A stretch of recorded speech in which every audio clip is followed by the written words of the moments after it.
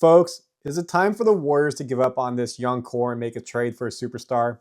Mike Dunleavy Jr. had a very surprising interview earlier. We're going to break it down for you, what he said. It feels like the Warriors are closer than ever. They're trading away Kuminga, Podziemski, Moody, maybe TJD a part of it. We're going to break it all down. And this is a different trend than what Dunleavy Jr. said 6 months ago. Hands up, I've been one of the vocal people saying, I like this core, but we've played 25 games this season. There's a sample size that's pretty big, and it's not working. So if it's not working, then we got to make a change. We're going to break down how Kuminga, Podziemski, Moody are doing this season compared to their previous seasons. And folks, you're not going to like what you see.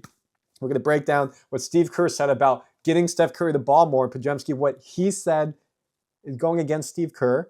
And we're going to talk about overall this team. So Randy Silver, Warriors Digest, please like and subscribe. We got the win yesterday against Minnesota, which is good, but it doesn't change the fact that we've been slumping really big. And again, if you didn't see yesterday's video, back at my parents' house, happy holidays. New background here for the next week or two. I'll be bouncing around between my parents' house and some friends' people enjoying the holidays. And I hope you enjoy the holidays too. We got a Warriors win, but it wasn't what we really hoped. And Warriors are now more willing to discuss a trade for the young core than ever. And that's where we're diving into this video of why and how. We've lost 9 of our last 12 games. So this was yesterday. Since the Houston Rockets, we lost them in the Emirates NBA Cup. And again, we kind of blew that one. Should have been in Vegas.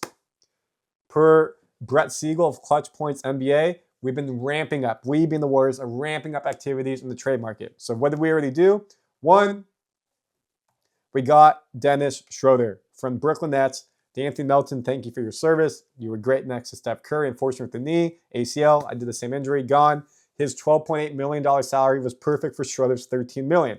Also, we gave up Reese Beekman, an undrafted rookie, a two-way player. We gave up a couple of second-round picks, and we got a second-round pick back. So if we look here, folks, look at the right, the first tax apron space, we're at $500,000 with Schroder coming in $200,000 more than Melton with $330,000. So any trade that we do, we have to stay under the first apron because we're a hard cap. Again, if you're here a lot, you know I talk about this.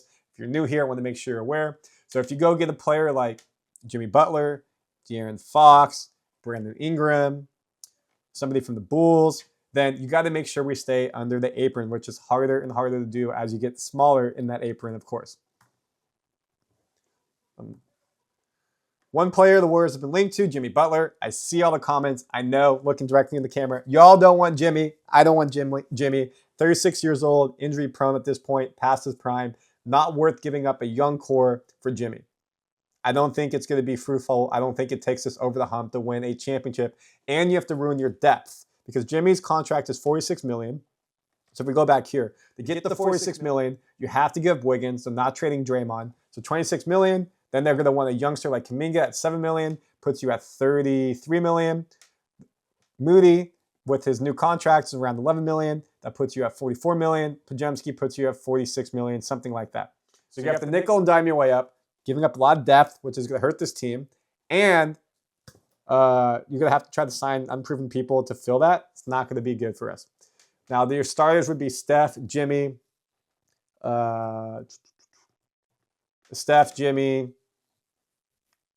Draymond. Let me just go back to this. Schroder and Looney at that point. Maybe they want Looney, expiring contract, helps them out. But I'm not a big fan. Now the Suns with Devin Booker, Kevin Durant, Bradley Beal. Easier for them to make a trade. They're interested in Butler. Bradley Beal and Butler's contracts are very big. They can make that work much easier. And then you put Booker, Butler, and Durant together. BBD. I don't think it gets them over the hump, but that'd be a formidable duo. Now let's talk about our youngsters. Moody, Podziemski, Trayce Jackson-Davis, and Kuminga.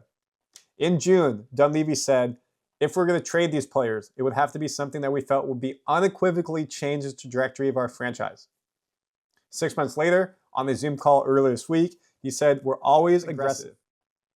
You got to be mindful of what you're giving up, what you're getting back, all those things. But anything to do to make the team better, we're going to do. So a little bit more forceful this time. And again, with the sample size, Warriors started the season really well, 9-2, first in the West. Now their Warriors record this season is We are 15 and 12, 7th in the West. Again, this is all bunched up, so it's going to go back and forth. Not ideal. And it's pretty evident we need to trade a big man, another scorer, another star, something like that. Now let's talk about each individual player.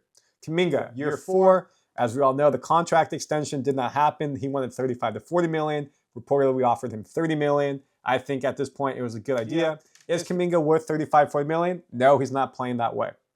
Through 24 games, Kuminga is averaging 15 points, 44% shooting, 4 rebounds, 2 assists. How does that compare to how he's done other seasons? Well, let's take a look.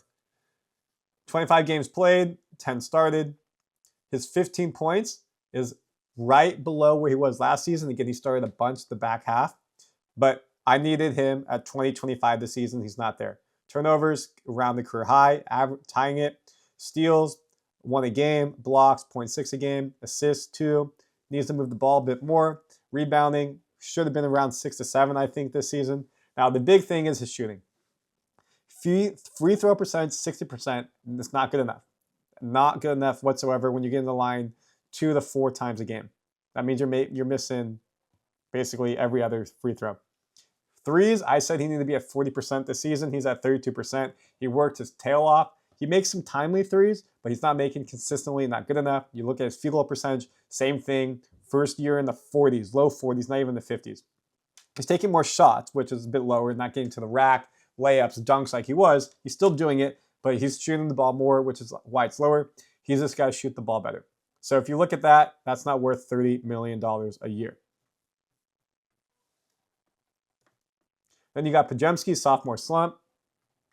He's averaging 8 points, 39% from the field, 25% from 3. And folks, when you see this number, this is going to hurt you guys. His points are down about 1 a game.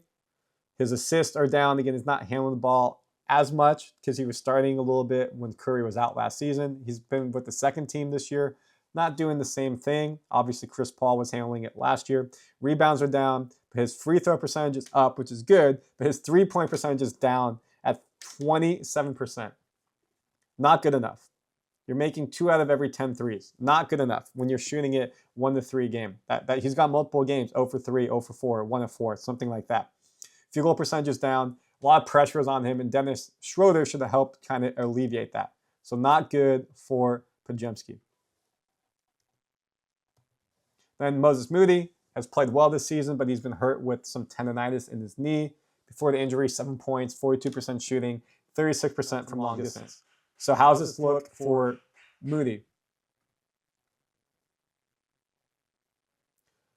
7 points, 7.4 points, 8.1 career high last season. You look at his steals, 0.3, blocks 0.3, assists 1 a game. Free throw percentage, 70% where the Warriors are. Not good enough. Threes, was working on it. 36% on average, 4 years in a row. It's pretty good. Stay consistent. Being them at 40, make an extra 1 or 2 a game. Field goal percentage, low. So again, a bit underperforming as well, but he's had inconsistent minutes, which is tough. So when we look across the board, Podziemski, Moody, Kuminga, are they worth that? Right now, no. Right now, they are not. And that's why they could be expendable in the trade. And Kerr talked about young players, they need to play better in this system. Move the ball when you have Steph Curry, pass, move. We don't need to take a 17-foot contested shot with 12 seconds left on the shot clock. That's a bad shot. We can get better shots with Steph Curry on the floor. You got to pass the ball and move. It's a choice. Do we win games? We shoot a bunch of 15-foot shots that are not good. And Podziemski said that, I don't really think when I play, in response to Kerr's quote. If I'm open, I shoot. If not, I make a play. Of course, when Steph is open, I try to get him the ball, but I don't look too deep into those messages. So, folks, if the Warriors aren't playing the way Kerr wants, I know a lot of you all say Kerr needs to go, then you know what? Maybe they're going to get rid of them and play some players who will play that way, and that could be a superstar for the youngsters. So comment your thoughts, folks. What do you think? Do you think the Warriors make a trade? Do you think they don't make a trade? I want to hear everything in between. Randy Silver, Warriors Digest. See you on the next video. And again, please subscribe. Help us hit 8,000 fans.